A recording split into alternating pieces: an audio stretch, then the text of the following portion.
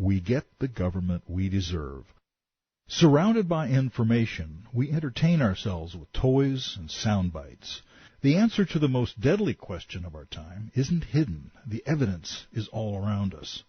During the promotional campaign for my first book on Islam, Tea with Terrorists, I sent every major media outlet and spokesperson a press kit. The opening paragraph asked the following questions. Don't you suppose that the Chechen Muslims who laid siege to the Moscow theater shared something with those who bombed the Bali nightclub and the Kenyan hotel? Don't you think there might be a connection between the sniper Muhammad and the prophet Muhammad? Could the suicide bombers in Israel have the same spiritual leader as the suicide bombers of 9/11? Why have Islamic terrorists in Iraq killed more Americans than the Republican Guard? Where do you suppose these Muslim militants get their marching orders? Might Al-Qaeda, Jamaat Islamiyah, Hamas, Hezbollah, Islamic Jihad, and the Muslim Brotherhood, and the Taliban be following the same prophet?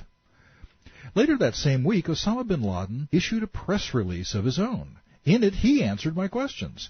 He said the boys who attacked the nightclub, theater, and hotel, as well as the suicide bombers in America and Israel, were, and quote, good Muslims, zealous Islamic fighters following Muhammad's example, unquote. Bin Laden was telling us who the terrorists really are and why they kill, yet we missed the message.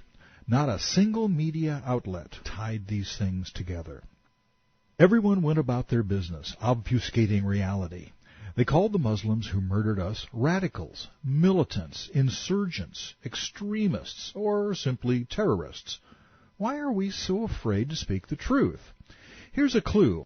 On top of one of my press releases, a South Palm Beach radio host wrote this note in her prettiest handwriting. Quote, I wouldn't promote your version of Islam even if I was an evangelical Christian on my deathbed. Unquote. Those who are paid to keep us informed have put their popularity and financial well-being ahead of saving lives. And while this is symptomatic of why we are ignorant, I don't have a, quote, version of Islam.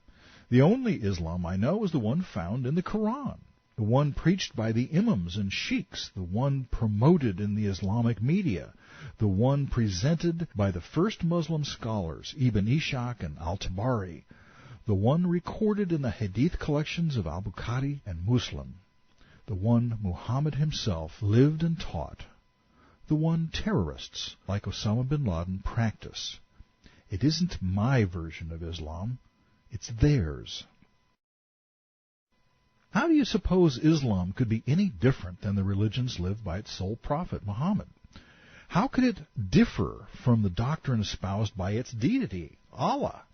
If Islam's prophet and God got Islam wrong, who, pray tell, has it right? I have no interest in interpreting Islam. I simply want to expose it.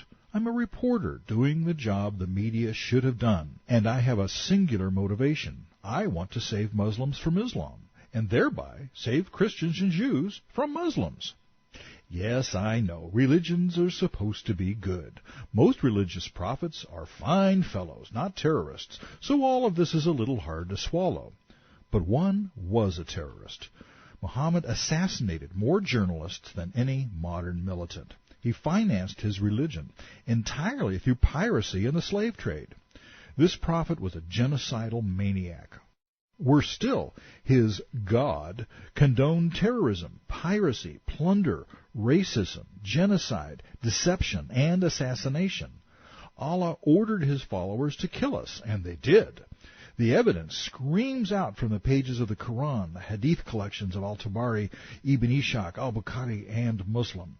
The case against Islam is a lay-down hand. The paper trail, their scripture, points directly to Islam's lone prophet.